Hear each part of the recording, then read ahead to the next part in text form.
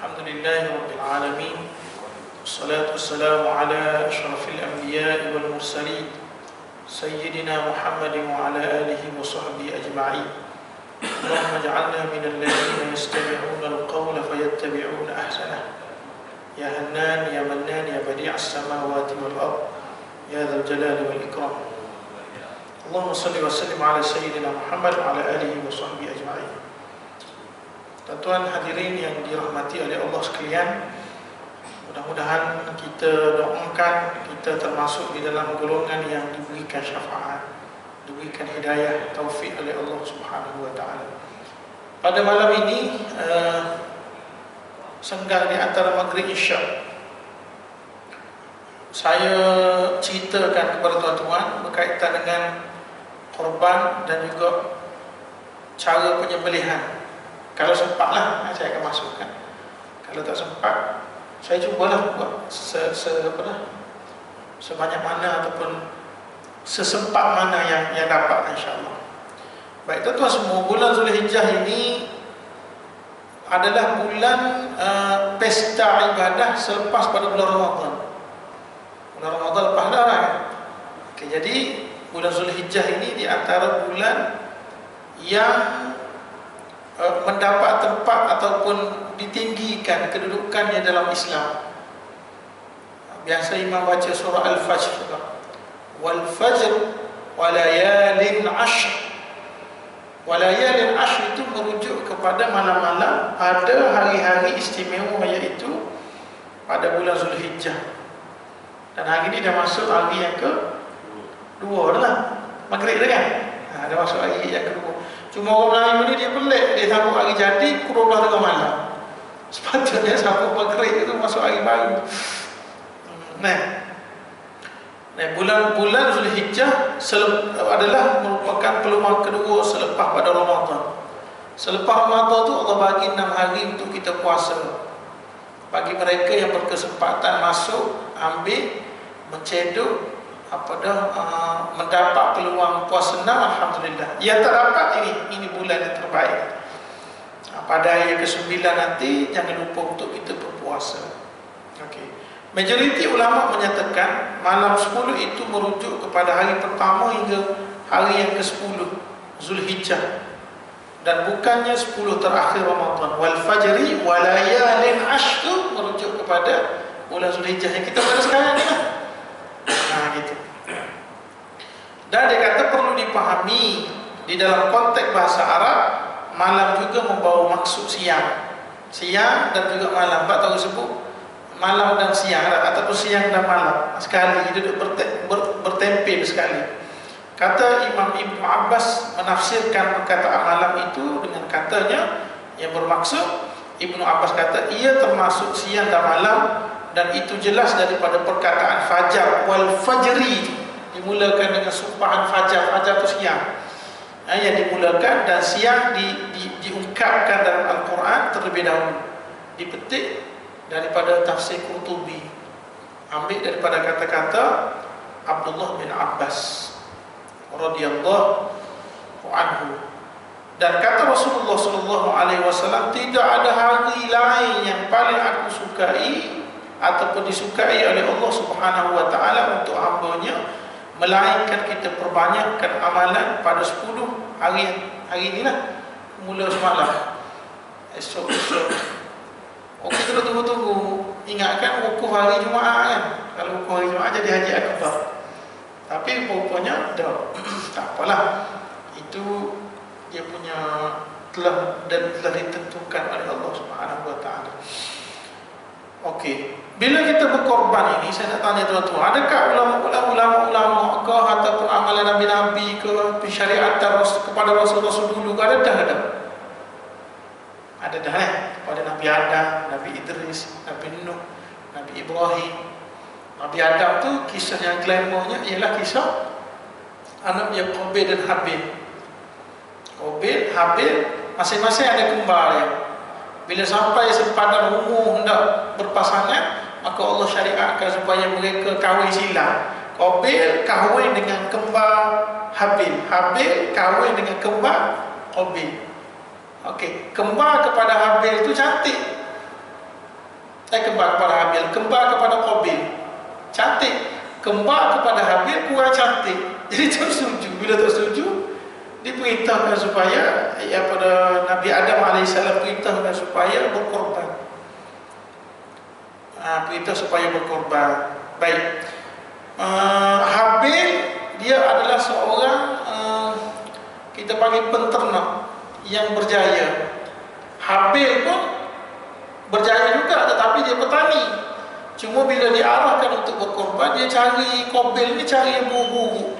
Kalau buah-buah sayur-sayur pun dia tak habis dijual, barulah dia sedekah orang, gitulah dia ambil untuk gunakan korban. Manakala Habil ni dia cari binatangnya dalam tafsir Sawi disebut kambingnya yang gemuk, tanduknya yang cantik, tubuhnya yang bulat, dagingnya yang banyak. Ambil letak di satu penjuru tempat, dan akhirnya Allah Subhanahu wa taala terima ibadat korban daripada Habil. Lepas pada dengar cerita itu, maka dia pun sebutkan kepada dia sebutkan kepada adik-beradik dia, qala la aqtulannak qala innama yataqabbalu Allahu minal dia kata, bila Allah terima korbanmu, aku nak bunuh kamu. Ada surah Maidah, tuan-tuan tengok Maidah ayat yang ke-27. Watlu alaihim naba'a ibnai Adam bil haqq id qarraba qurbanan fatuqbila min ahadihima. Allah telah menerima salah satu daripada korban kedua-dua. Dalam tafsir tak sebut Qabil Habil, dalam tafsir dalam Quran tak sebut, dalam tafsir hanya sebut korban siapa, Qabil ataupun Habil. Maka berkatalah Qabil, qala la walam yataqabbal min al-akhir, tidak diterima korban yang seorang lagi, maka katalah qala la aqtulan, aku nak bunuhmu. Dia pun bunuh. Bila bunuh, matilah. Bila mati, jadilah cerita. Maknanya pada zaman Nabi Adam AS pun telah ada korban dalam bentuk ataupun cara persyariatan tersebut berbeza. Iaitu kibas tadi diambil dengan pancaran cahaya daripada langit. Pergi simpan mana saya pun tak tahulah. Kemudian kibas inilah dikatakan kibas ini jugalah dalam tafsir Sawi sebut juga, dalam kibas inilah yang digantikan ketika nak sembelih Ibrahim, nak menyembelih anaknya. Ketika nak sembelih tu, Allah telah tukar kibas dengan Nabi Ismail alaihissalam. Kita cerita ya. Okey, baik. Sama balik kepada isu yang kita bincang di awal tadi, iaitu 10 malam terakhir ini, 10 malam terakhir pada 10 malam yang disukai oleh Allah ini ada amalan-amalan tertentu. Apa dia amalan tersebut? Okey, pertama sekali kita perbanyakkan zikrullah, antaranya subhanallah walhamdulillah wa la ilaha illallah wallahu akbar. Subhanallah bahasa Melayu panggil tasbih. Alhamdulillah bahasa Melayu sebut tasbih. Alhamdulillah. Allahu akbar dipanggil takbir. Pada kali lepas sembahyang dalam hadis sebut 33. Jadi buatlah kira biar cukup 33 tadi. Kadang-kadang kita doa, kita ikut imam, kita harapkan imam doa. Kadang-kadang ada juga, kadang-kadang kalau saya jadi imam, kadang-kadang kita pernah apa namanya, terskip terlebih, kira-kira tak terlebih. Sebab tu kita dah imam ni selalu zikir tak cukup. Bukan kita sengaja, tapi balik kerja jadi imam tertidur sikit. Dia panggil apa, micro sleep. Tadi kita kira sendiri lah 33. Kalau kita cukup benda ini, Allah janjikan melalui hadis Rasulullah, sebanyak buih di lautan pun akan diampunkan dosa-dosa kecil tadi. Okey, nabung. Okey, pertama sekali zikir amalan dia. Okey, zikir ia bersumberkan hadis daripada Tabrani, dan hadis ini disahihkan oleh Imam Muziri. Allah Subhanahu wa taala menyebut dalam Al-Quran surah Al-Hajj ayat yang ke-28, a'udzubillahi minasyaitonir rajim, liyashhadu manafi'a lahum wa yadhkuru ismallahi fi ayyamin ma'lumat ويذكر اسم الله في أيام معلومات على ما رزقهم من بهيمة الأنعام فكلوا منها وأطعموا البائس الفقير. Maksudnya supaya mereka menyaksikan berbagai perkara yang mendatangkan faedah, liyadhkuru ismallah manafi'a lahum wa yazkuru ismallah, yaitu dengan cara ingat Allah, menyebut Allah pada hari-hari tertentu, min bahimatil an'am, antaranya ialah fi ayat ma'lum ala ma razaqahum, di atas rezeki yang Allah kurniakan kepada mereka daripada binatang-binatang ternak. Itu cerita dia lah. Okay. Ibnu Abbas menafsirkan hari-hari tertentu yang disebutkan dalam tafsiran tadi, hari-hari yang tertentu, ayyamin ma'lumat, itu yang dimaksudkan ialah 10 malam dalam bulan Zulhijjah. 10 malam, malam. Hari ni yang kedua, ketiga, keempat, sehinggalah malam raya. Cuma kita malam raya nak sibuk buat apa? Sibuk buat benda-benda tak beda. Tengok TV. Kalau raya puasa kita duduk tukar lasik. Raya apa? Tukar lasik juga? Tak lah. Kau tukar lasik ke Cik? Kalau saya balik kampung dua asal pisau, nak sebelah kambing lah. Sebab kita duduk sini, alat-alat pekakas pun duduk kampung kan.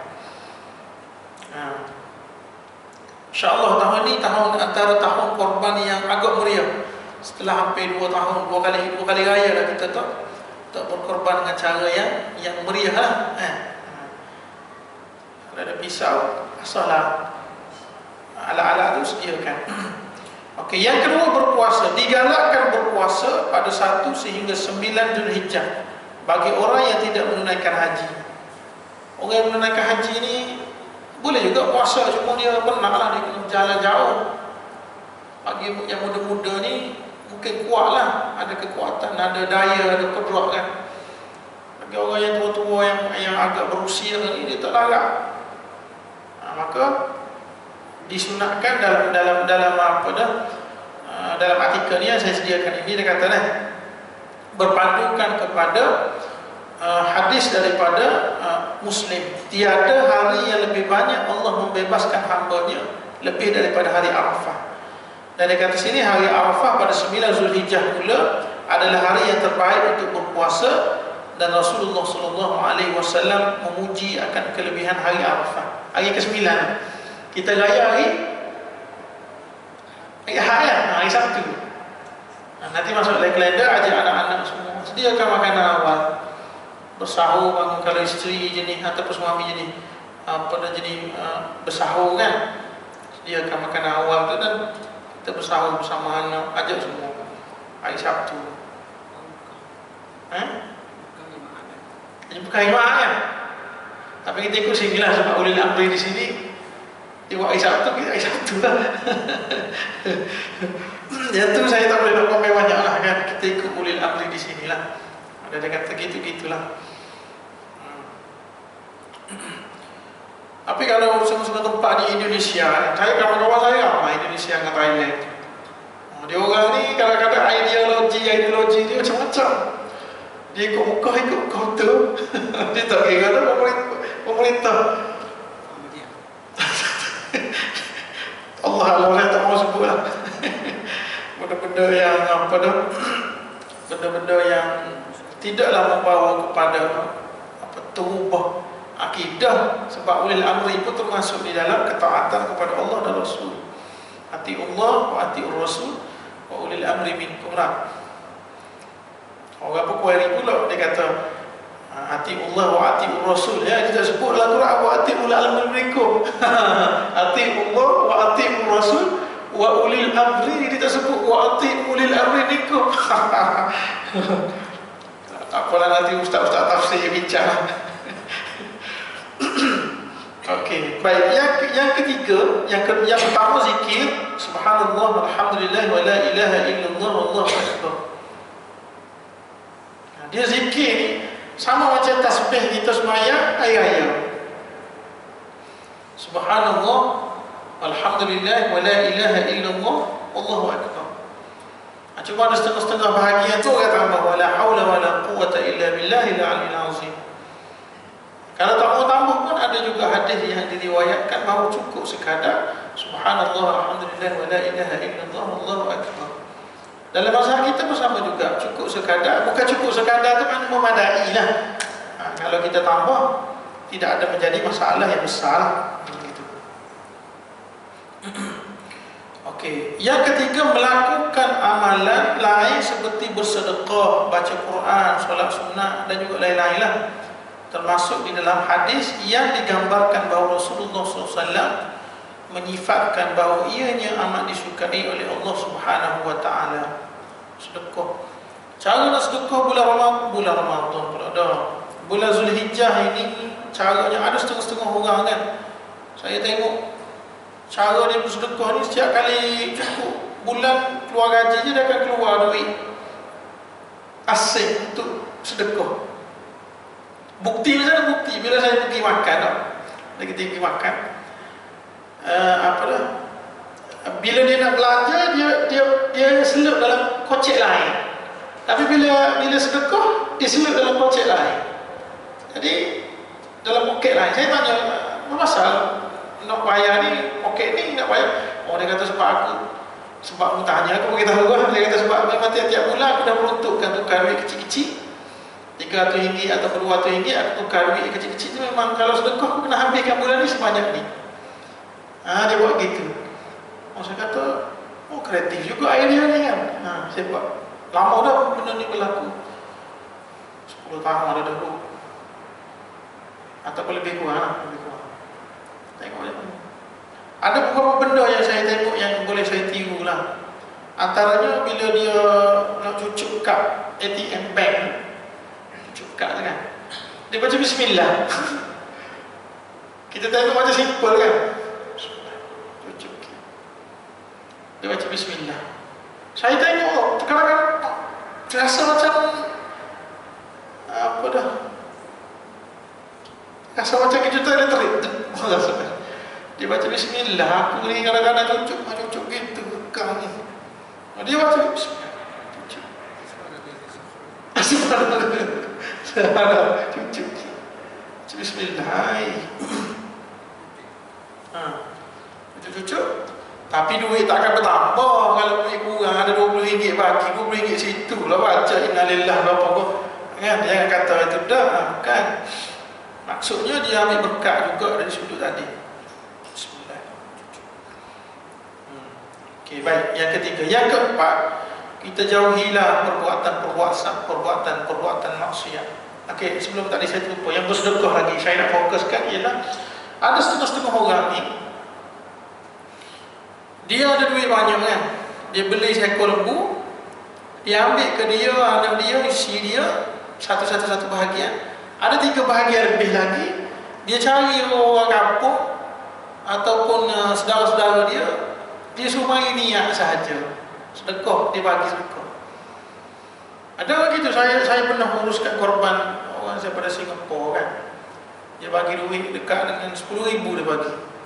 Dia kata, ustaz ambil duit ni, saya nak ustaz cari lembu, nama-nama ni lebih lagi ustaz cari orang kampung tadi, letak nama.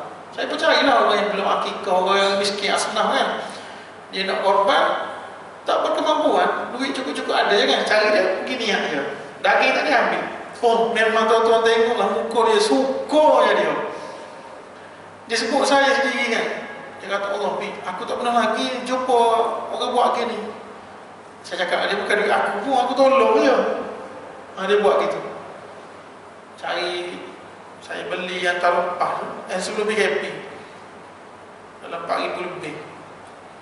2 ekor tu dalam 8,000 lebih, 8,000, 9,000, 4,500 sekali dengan upah apa semua kan. Okay. Kemudian kita buat, kita agih kan, satu kampung bagi makan 2 kilo ataupun sekilo orang bagi semua. Dia daripada Singapura, dia datang, dia ambil 3-4 kilo je, dia buat balik. sana susah, jadi dia buat sini. Tahun ni 4 ekor. Sebelum pakai PKP yang itu 12 ekor. 12. Cakap aja kita try kerbau sekali. Kerbau. Ambil 2 ekor kerbau. Lebihnya lembu lah. Kadang-kadang orang ni dia tak suka kerbau kan. Kita buatlah kerbau kata tahun ni. Beli 2 ekor. Kerbau lagi untung tau. Dia punya daging, daging batang pinang. Satu bahagian tu dapat dekat dengan 8 kilo. Batang pinang. Orang tak tahu pun bila kita dah masak kan, dia daging apa, lembu ke kambing ke, tak tahu makan. Okey, baik. Yang seterusnya ialah antara amalan yang terbaik kita bertakbir. Tadi dari sudut zikir, yang ni fokus kepada bertakbir sendiri.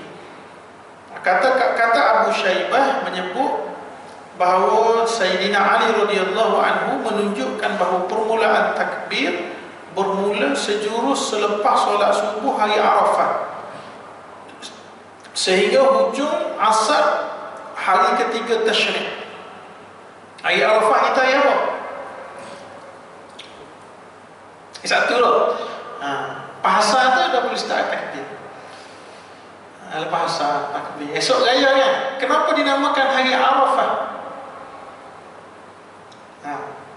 Sebab hari yang dinamakan Arafah ni ada satu tafsir Sawi saya baca tu kan, dia kata sebab hari itu hari untuk kenal Nabi Allah Ibrahim AS. Dia betul-betul nak mempercayai dan nak mengenali bahawa mimpi yang dia mimpi yang datang pada malam itu adalah betul-betul mimpi daripada Allah Subhanahu wa taala. Lepas itulah keesokan harinya barulah dia pun mula sembelih. Sebab mimpi itu datang secara 3 malam berturut-turut. Hari ke-8, malam yang ke-8, malam yang ke-9, malam yang ke-10. Esok tu barulah dia sembelih. Sembelih anak dia. Okay. Dan yang ketiga, yang keempat, yang kelima. Yang kelima ialah kita berkorban, kita menyembelih binatang. Ada 3 binatang yang dibolehkan. Pertama sekali kita korban kambing, lembu dan seangkatan kerbau dan juga unta. Kambing tu seangkatan dengan kibas, biri-biri dan seangkatan dengan dia lah. Okey. Baik. Allah berfirman iaitu wa may yu'azzim sya'airallah fa innaha min taqwal qulub allati fi sudur. Sesiapa yang membesarkan syiar Allah iaitu dengan cara berkorban, malah ia adalah dari tanda-tanda ketakwaan hati. Orang yang ada duit, simpanan yang melebihi daripada kita berbelanja pada hari yang pertama, hari raya, hari kedua, ketiga, keempat, maka sunat muakkad kepada dia, dituntut kepadanya untuk berkorban. Kena cari usaha. Kambing tak habis dalam 1000 lebih. Saya tengok orang kampung, rumah isi saya boleh kerai kan. Orang kampung lah, orang kampung. Memang kita tahu dia ada tanah kan. Tapi tuan-tuan kena ingat, tanah ni bukan senang kita nak isi nak jual. Bukannya tu jual orang beli dah. Dia orang yang kita panggil cukup. Tidaklah kaya sangat, biasa je kan. Dia macam mana cara dia nak berkorban? Dia buat masjid rumah ni, masjid dekat dengan rumah isi saya ni, dia buat style main kutu. RM60 ke RM50 saya tak ingat. Jadi ramai lah. Tahun ni tak silap saya 12 ekor. Orang kampung yang duduk mana-mana yang kita panggil ahli Korea tersebut, dia main kutu dan masjid sediakan orang pekerja dan sebagainya lah untuk dia berkorban. Dia guna idea begitu. Saya tak pastilah tempat ni macam mana, tapi dekat rumah isi saya tu memang dia buat gitu. Sebab orang kampung nak cari 1000 susah juga kan. Jadi dia main korban. Jadi kalau kita orang yang bekerja makan gaji, memang tentu dah bulan depan akan masuk gaji, maka maka kenapa kita tidak berkorban sekurang-kurangnya satu bahagian untuk satu keluarga. Nah gitu. Duit banyak pun buat apa juga lah. Saya jumpa dengan ada seorang hamba Allah kan, dia kata di pecing naik kereta wajah. Saya dia baik dengan saya kan. Dalam bank dia akaun pada current account 600,000 600,000 kita account. Dia tak tengok lagi tambah haji apa semua kan. Saya kata haji nak buat apa duit banyak-banyak? Tak apa simpan. Wah, dia kata main kat aku sikit, kata 60,000 tak apa dah, 10%. Dia sengih kan. Naik kita buruk lagi, kata beli ya Ferrari kata. Ferrari second hand baru 300,000. Apa dah, Pusafe pun tidak, apa pun tidak. Dia kata anak pun tak ada, anak dia pun tak ada anak. Saya kata buat apa simpan banyak-banyak duit, pergilah melancong kau, tengok ke serata muka bumi, atas muka bumi di mana tempat pergi. Dia sihat lagi, tapi tak apalah, dia nak simpan. Ya, duit dia teruk macam mana kan. 100,000 saat bagi saya banyak lah, bagi haji-haji yang ada lepas saya ni tak banyak kot.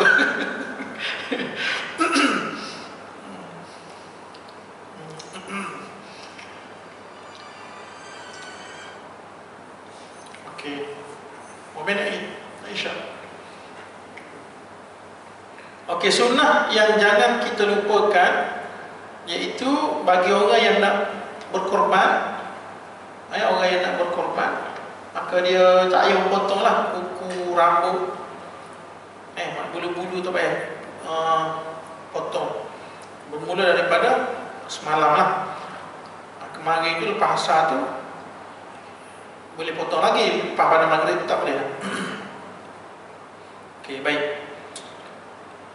Boleh ataupun tidak korban, kita berkorban untuk berkongsi. Berkongsi hanya dibenarkan bagi dua jenis sahaja, kategori lembu dan seangkatan dengan dia, iaitu kepada 7 bahagian dan juga kepada unta yang dikongsikan dengan 7 bahagian juga. Macam mana kalau sekiranya kita korban lembu wagyu yang masuk dalam mulut tu, dia jadi cair. Saya tengok dalam harian Metro, wagyu ni harga dia lebih kurang dalam 300,000 seekor. Satu bahagian berapa? 300,000. Satu bahagian berapa? 60,000 berapa? 6 kali 7, 42. 5 kali 7, 35. Okey. 40,000. 50,000 lebih kurang satu bahagian. Boleh tidak? Memang boleh. Tetapi di sana sebab berpandukan kepada, saya tengok fatwa wilayah, dibolehkan untuk kita berkorban kerana asas kepada ibadat korban ini ialah memilih lembu ataupun memilih binatang yang terbaik. Namun demikian, dia kata sini bahagian kesimpulannya, namun demikian di musim Covid ini, jika dilihat dengan nilai 30,000 ataupun 50,000 tadi, jika dihitung nilai dengan seekor lembu biasa lebih kurang dalam 6,000, sekitar itulah 5 hingga 6,000, kita letak 6,000. Maka kalau 50,000 tadi hampir 10 ekor. Dan dia kata sini sudah tentu dapat memberikan manfaat lebih ramai, lebih besar lagi kepada mereka dalam golongan miskin, asnaf dan fakir merasainya. Apatah lagi dia kata tidak salah kalau sekiranya dikatakan bahawa di musim-musim Covid ini mereka yang hendak merasai daging segar itu adalah lebih diutamakan. Betul tak orang-orang yang tak di Malaysia ni kita rasa macam semua orang mampu kan. Kalau kita pergi ke street dakwah tu yang pergi ke lapangan kan, ramai orang yang miskin-miskin, orang tua. Saya pernah pergi satu tempat tu di satu tempat di rumah perlindungan orang tua. Saya minta maaf kalau bahasa yang saya guna ini tidak sesuai. Saya pergi sana kan, ada seorang hamba Allah ni, dia mari Bila saya sampai, ringkas ceritanya dia minta saya ngaji Quran. Saya ngaji lah. Sudah baca Quran tu, dia mari peluk saya, peluk. Dia kata, menangis. Dia teringat anak dia. Okey, kemudian saya jumpa dengan pengurusi rumah penjagaan tadi. Saya kata, apa pasal nak pakcik ni? Dia kata, ustaz kena ingat tau, dia bukan orang biasa-biasa ni. Habis tu dia ditinggalkan oleh anak dia di hospital. Dekat-dekat nak raya tu, anak dia bawa pergi hospital. Sebab dia tak tahulah, tak mampu jaga ke, tidak berkesempatan ke, apa Allah alam. Tapi ustaz kena ingat, dia bukan orang biasa-biasa ustaz ni. Dia orang kaya ustaz ni, ditinggal. Saya kata, cuma saya bawa balik tahu mana. Kalau tak ya ustaz, nanti jadi isu itulah, isu ni macam-macam lah dia cakap. Saya kata ada juga ni. Dia menangis, peluk saya, menangis. Betul-betul dia menangis. Allahu Akbar. Alah. Okay, maknanya bukan dari sudut apa dah, saya nak relatekan tadi. Kita rasa macam semua orang biasa makan daging ataupun merasai kan. Tapi kena ingat, di sebalik itu masih lagi ada orang yang tidak merasai disebabkan tadi lah faktor-faktor. Walaupun dia harta banyak, tapi dia dipinggirkan oleh anak.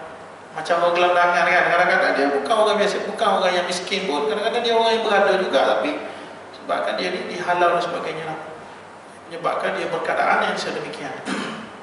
Saya kerap juga bawa saudara-saudara saya kan pergi ke Syed dakwah. Kadang-kadang saya bawa masuk ke penjara untuk buat program kan, jumpa dengan orang yang tidak bernasib baik sebagaimana kita yang ada pada hari ini. Alhamdulillah. Okey. Sambung sikit lagi. Baik. Dan bila kita dapat daging yang telah dikorbankan tadi, maka kita asingkan kepada 3 kelompok ataupun 3 bahagian. 1/3, 1/3, 1/3. Kalau dapat 9 kilo, maknanya 3 kilo, 3 kilo, 3 kilo. Kalau masjid kuis 6 ekor je.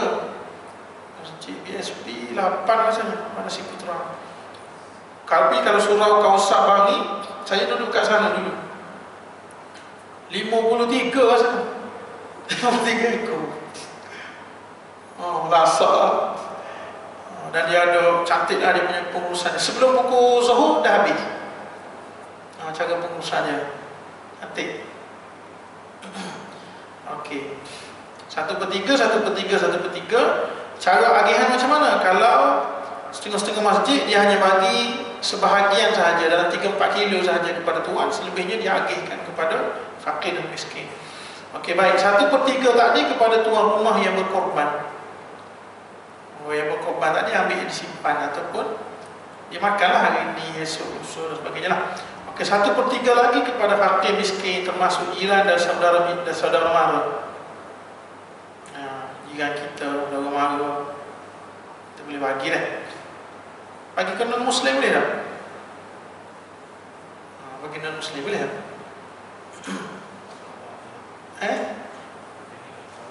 Pada kira ibadat lah. Tapi ada fatwa daripada Ibn Qayyim kan, yang membolehkan untuk kita berikan daging korban ini kepada non-Muslim sekiranya dalam tempat yang kita duduk tadi semua orang kita dah bagi semua. Tinggal dia ataupun 3-4 keluarga saja boleh kita bagi dengan dasar dasar sebagai jiran dan juga jiran berdekatan dengan kita lah. Dan juga untuk mengeratkan lagi, mudah-mudahan hatinya terpaut dan terikat dengan Islam, dibolehkan Tapi yang masyhur, pandangan masyhur tidak dibolehkan lah. Okey, kita dah. Okey. 1/3 lagi, 1/3 simpan, 1/3 miskin, fakir miskin, dan 1/3 lagi diberikan kepada sesiapa yang minta. Saudara kita ke minta, mari sikit lagi korban bagi dia. Ni kat sekolah tak ada korban sikit-sikit member kita kan. Ada orang apa esok bawa. Ada setengah-setengah surau ni dia ada buat apa dah vacuum. Dia seduk vacuum, dia seduk angin kan, dia boleh tahan lama lah sampai 2-3 minggu, kadang-kadang sebulan. Kena hati-hati tuan-tuan, tempat-tempat ada sebahagian tempat ini. Saya dimaklumkan, saya tengok sendiri daging korban ni yang tahun lepas punya, bila nak korban tahun ini, rupa-rupanya ada lagi daging korban dalam peti ais. Kambing saya daging tu 30 kilo kot buang. Allah, tidak ada hilang roh ibadat korban, tak ada hilang. Nak lain, tapi disebabkan rasa sayang, tak payah bagi orang, simpan dulu, sekali kosong lagi tu. Sebab itu kalau kita makan daging korban ni, dia rasa sedap, manis, sebab dia fresh. Akhir sekali saya nak sebut kepada tuan-tuannya ialah boleh ataupun tidak sebahagian orang yang kata sembelih ayam, tak ada duit sangat, sembelih ayam, korban ayam.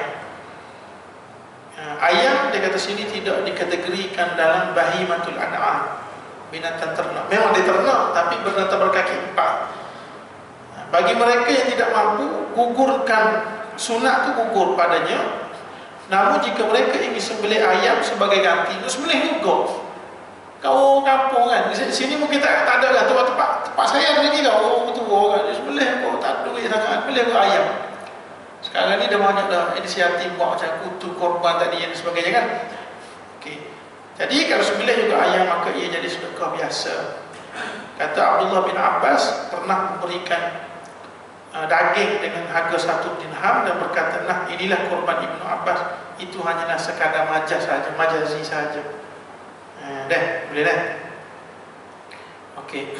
Dan isu berkaitan dengan berbuat baik, berbuat ihsan kepada binatang yang kita nak sembelih tadi. Ada sebahagian orang yang kita dengar dalam video ke Facebook ke apa ke, dia kata ihsan kepada binatang ni jangan ikat kemah-kemah kaki binatang tadi, ikat sikit-sikit je.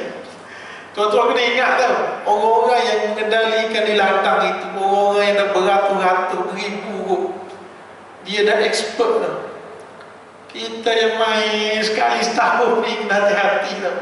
Lebih-lebih lagi lembu yang tidak pernah kena tali ni, bila kita ikat silap-silap dengan nyawa-nyawa tukar-tukar sembelih sekali melayang. Ataupun tengok kan beberapa kisah dah berlaku tau. Sekali dengan tukar sembelih silap, sebab pisau yang nak sembelih tu betul-betul tajam. Pak kena atas tekuk, kena atas ni kan, darah lebih daripada pain dia tu, lebih daripada ni hati.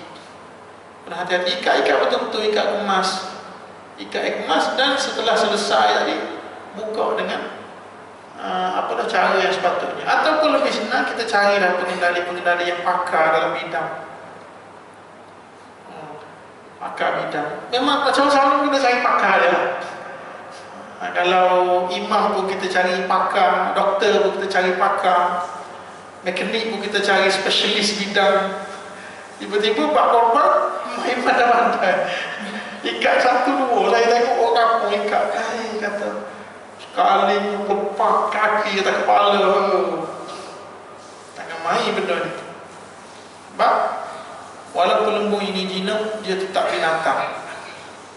Itu kena ingat, walaupun dia jinak, dia tetap binatang. Dan bila-bila masa sahaja dia boleh berubah menjadi bengis. Okey. Dan dia kata sini lagi, potonglah di kawasan leher dengan alat yang tajam selain daripada kuku dan tulang. Kerana kuku dan tulang itu bukan alat untuk menyembelih. Kalau tulang itu adalah makanan bagi jin, sembelihlah dengan alatan yang tajam. Asallah upah orang ke apa kata pulang lah. Dan sembelihlah di bawah halkum. Ni halkum kan, ni halkum bawah ni, halkum bawah. Jangan sembelih atas halkum, sebab atas halkum tu tidak ada dah urat marih tadi, dan juga atas pada halkum tu dia dah masuk kepada kawasan lidah. Ada saya tengok di India, 3-4 video saya tengok, dia sembelih atas. Dia potong, dia lambatlah mati. Sebab kedua-dua salur darah itu masih lagi ada. Saya pergi kursus di jabatan pengendali daripada jabatan veterina. Bila sembelih lembu tadi, dia letak alat-alat pengesan pengesan apa dah, pergerakan darah dan juga nadi maknanya. Saya tak pasti, saya tak tanya kan. Dia letaklah. Bila kita sembelih dengan tepat di bawah halkum ni, dan kita lebihkan sedikit di kawasan telinga ni, maka haiwan tadi tak terasa ketika proses penyembelihan. Kalau kita guna pisau yang tajam, dia tak terasa. Habis tu dia menggelupur tu memang dia menggelupur tu tegang. Bila kita kena dengan ni kan, dia menggelupur. Sebab tidak ada lagi tindak balas otak tadi. Otak tu dah tak ada tindak balas, sakit dan sebagainya. Macamlah kita kena tangan kita ini kena pisau tajam dengan pisau tumpul. Kena pisau tajam, tak terasa, tengok-tengok ada darah. Itu beza dia. Berbeza kan kita kena pisau yang tumpul ataupun kena kapak kadang-kadang dah lebam ataupun merah barulah keluar darah. Tapi kalau pisau tajam tengok-tengok dah ada darah. Kita tak terasa. Sembelih ni bawah. Saya tanya juga petua-petua sepanjang umur saya lah. Saya 100 ekor atau lebih dah saya sembelih. Saya tanya orang yang menyembelih binatang ni, dia kata kalau binatang ini petua lah, petua. Kalau sekiranya binatang ni tanduknya panjang ataupun lebih tua, maknanya kita sembelih betul-betul dekat dengan halkum kita pegang betul-betul dekat. Sebab dia cepat mati. Itu cara dia lah. Dan lebihkan sedikit di bahagian tepi. Sebab dia panggil salur-salur urat-urat yang akan boleh menyebabkan cepat punya proses mati tadi. Okey, yang seterusnya ialah putus alat yang tajam. Yang kedua, putusnya halkum. Halkum ni salur pernafasan. Dia tak boleh nafas. Sebab tu dia bunyi tu kan. Ini sebab dia tak boleh nafas. Dan juga mari itu salur makanan. Dan juga salur darah tadi lah. Baik, bagi binatang seperti lembu maka kita sembelihlah seperti biasa. Tetapi bagi binatang yang bertekuk panjang, maka kita semacam unta kan, kita sembelihlah berdekatan dengan badannya dengan cara kita cucuk habis. Okey. Dan yang keempat, yang keempat, orang yang menyembelih itu mestilah orang Islam ataupun ahli kitab, dan dia tidak menyebut selain daripada nama Allah. Ini isu berlaku. Kebetulan ada sahabat saya ni, dia buat kajian tentang pemberi maklumat dalam industri halal. Dia buat kajian kan, pemberi maklumat, orang yang berikan maklumat sekiranya ada berlaku salah laku dalam pengurusan makanan halal. Okey, isu penyembelihan ini iaitu orang yang menyembelih ayam kita fokus pada ayam. Orang yang menyembelih ayam ni istilah orang Islam, dan orang Islam ini dia bekerja dengan toke dia maknanya non Muslim. Dan orang Melayu yang Islam mari lambat. Bila mari lambat, tukar penyembelih tadi non Muslim sembelih. Dia kata dia bila lu datang lambat, saya gantilah, sama saja. Saya pun sembelih sama macam ini juga. Ini semua potong, tapi kena ingat sebut nama Allah. Dan bagi orang yang menyembelih, nak azan dulu macam mana? Terus jangan dalam 5 minit lagi saya berhenti. Bagi menyembelih ini ialah kita sebut nama Bismillahi Allahu Akbar, Bismillahi Allahu Akbar, ataupun Bismillah, Bismillahi Allahu Akbar. Bukan Bismillahirrahmanirrahim. Kalau kita dengar orang itu Bismillahirrahmanirrahim, maknanya mungkin dia bukan tak tahu, dia terlupa lah. Kita kata terlupa. Kalau kita tak tahu kan, kecil hati dia pula kan, dia terlupa. Dia kena sebutnya ialah Bismillahirrahmanirrahim, Allahu Akbar.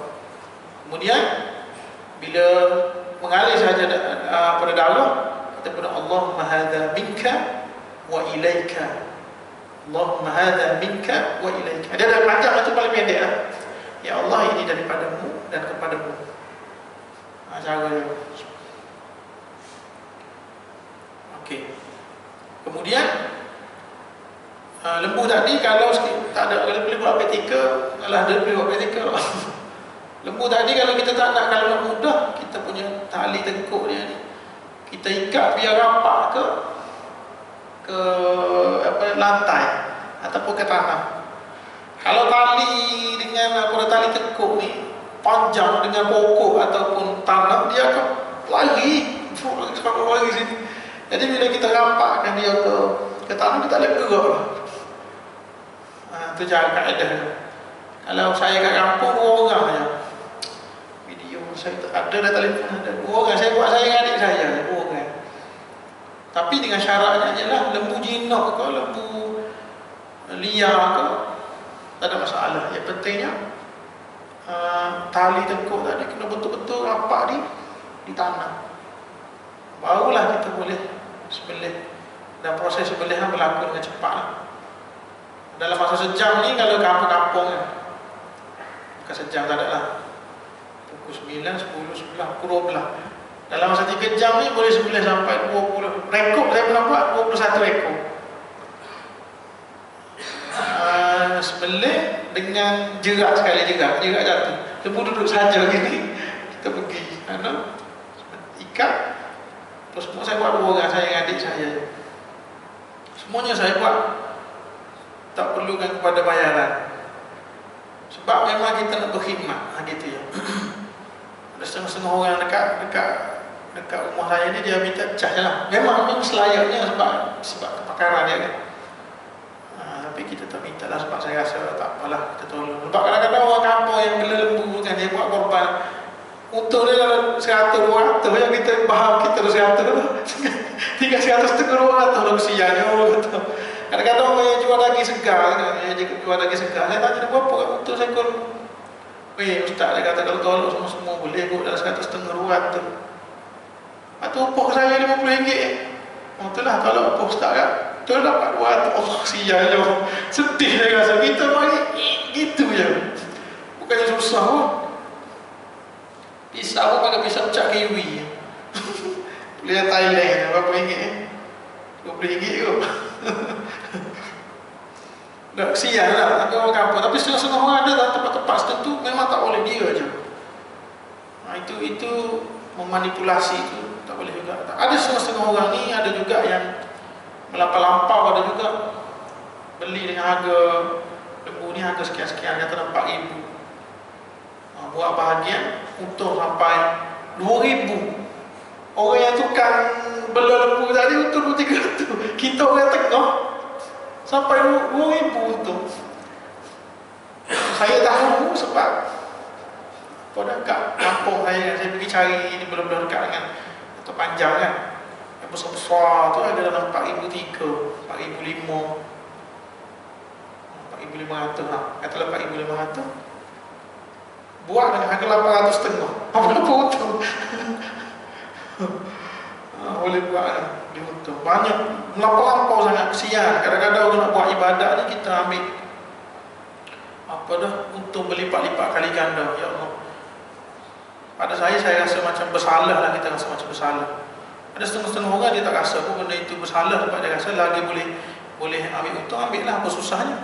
Kalau nak buat sendiri, dia guna ayat tu. Ada. Apa salahnya kalau sekiranya kita tidak berkira-kira lebih lagi dalam bab ibadat. Okey.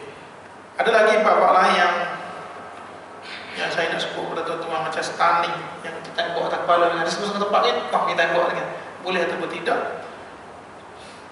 Teknologi stunning, elektrik, mechanical, elektrik, angin, water stunner, tembok pakai air, boleh atau tidak? InsyaAllah, saya rasa tak sempat saya nak bincang sebab dia panjang juga isu ni.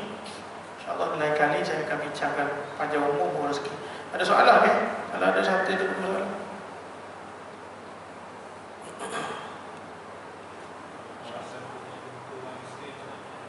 Tak jumpa orang miskin. Tak setengah-setengah tempat kan, susah kan? Tak jumpa orang miskin. Pada waktu itu kita agihkanlah kepada jiran-jiran tetangga di kawasan yang berdekatan dengan kita tadi. Jiran kita, saudara-saudara kita. Muhajirin banyak Ustaz. Mana? Muhajirin orang hijrasi. Orang yang berhijrah kan, orang asing. Tapi kalau saya tengok orang ni, saya nak puji lah sikit orang Bangla. Saya pergi cari lembu untuk masjid lah. Kita ada rate harga yang kita nak. 5,000 berapa? 5,003, 5,004. Dia orang datang sekali dengan saya. Dia kata dulu, nak yang mana punya? Saja kita nyamar macam toke kan. Saya nak yang tu. Tak besarnya, yang di mahu 7,000. Dia cari yang paling besar. Aduh, kita sebab kita ada sebab-sebab kita kan, kita bukan nak cari yang murah pun, tapi ada sebab-sebab yang kita kena kos. Kita nak iklankan kepada orang ni biar orang ramai masuk, tak boleh harga tinggi-tinggi sangat kan. Tapi geng-geng ni orang tak ada jauh yang paling gemuk, paling besar, paling panjang tubuh. Itu cara dia. Tapi kalau macam menjawab soalan tuan tadi, boleh cari apa dah, jangan lebih daripada, kalau mazhab kita Syafi'i jangan lebih daripada kawasan qadhi, hakim-hakim. Macam sini hakim orang Kajang katalah, jangan lebih daripada kawasan Kajang. Tetapi ada pandangan yang lebih mudah dan lebih ringan untuk kita ikut, kita pegang, iaitu lebihi pun tidak ada menjadi isu yang besar, kerana dalam fokus kita ialah fokus kepada kita nak biar orang di sekeliling kita, jiran tetangga kita merasai daging yang lebih segar tadi lah. Kerana makan daging segar ini ada kelebihan-kelebihan tersendiri. Allahu a'lam. Lagi satu lagi soalan kalau ada? Tak ada, saya berhenti sekat ni lah.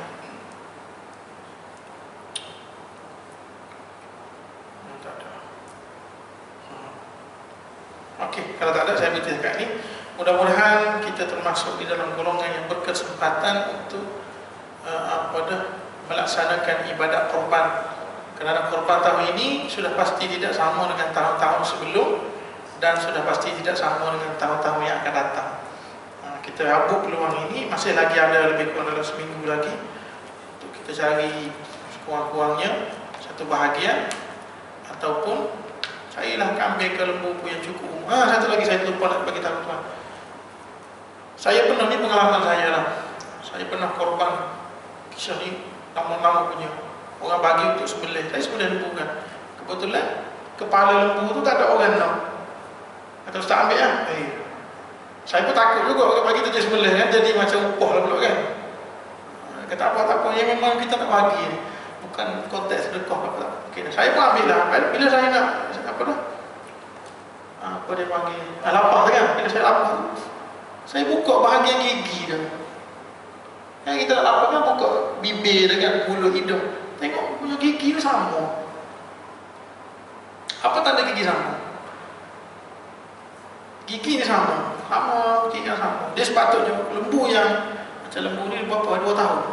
Kalau bibi setahun, kalau ambil 2 tahun, lembu 2 tahun, dia kena gigi tengah ni 2 batang panjang. Yang lain ni sama. Depan ni kena gigi terpanjang bawah. Sebab lembu tak ada gigi atas. Kita cari orang tak ada. Jadi bila saya gigi sama, sudah. Setahu saya, bila gigi ni sama, kita nak kenal lembu ni cukup umur ataupun tidak ialah melalui saling gigi. Saling gigi. Ada gigi depan ni 2 naik, dah tukar. Tapi bila tak tukar, satu cara lagi ialah kita kena kira mengikut kadar tempoh hari. Cukup 20 tahun. Saya tanya tuan, tak tahu, dia kata ni ambil ladang. Sudah.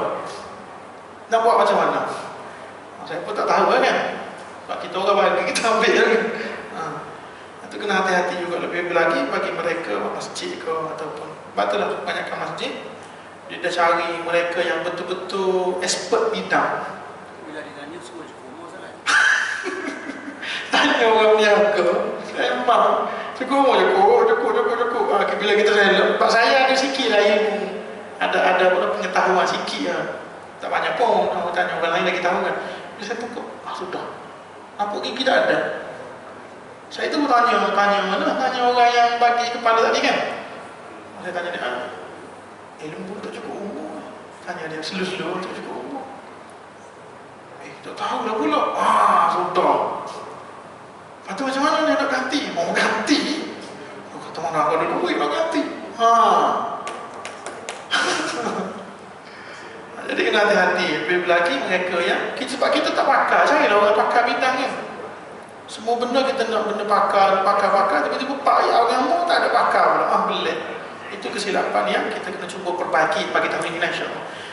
Saya rasa sekian sahaja, saya ambil masa banyak, saya minta maaf. Qul qawli hadza astaghfirullah. Assalamualaikum warahmatullahi wabarakatuh. Allahumma ja'al jama'ana hadza jam'an marhuma, tafarraqna ba'di tafarraqan ma'suma. Subhanallah, alhamdulillah, wa la ilaha illallah, wallahu akbar, wa la hawla wa la quwwata illa billahil